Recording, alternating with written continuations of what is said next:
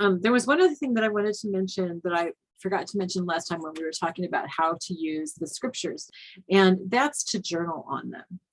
Um, Actually, there's two things, and these kind of go hand in hand. One is that when you're reading these scriptures, and I would recommend that as we're talking about them on this video, you pause the video and ask God to show you what He wants you to see from this, and also how it relates to your life today, because it does. All scripture, it's really crazy, you guys, but all scripture is going to apply to your life today.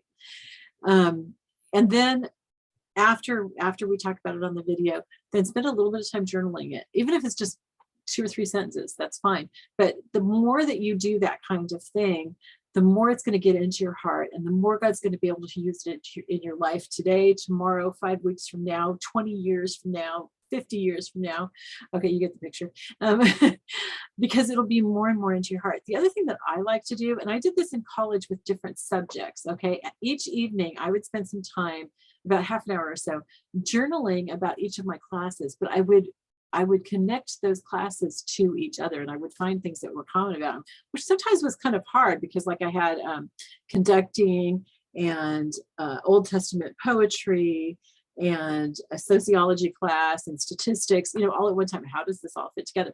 But I really found that I was able to do that, for one thing, which was I felt very accomplished because of that, but also it helped me to learn what I had learned in those classes. It helped me to really learn it and be able to apply it. And I didn't have to study as much when it came to the tests, and I did really well and everything. Well, it's the same thing with life. When we relate those scriptures to each other, and all of scripture can be related to each other, it's not nearly as hard as relating all those classes to each other.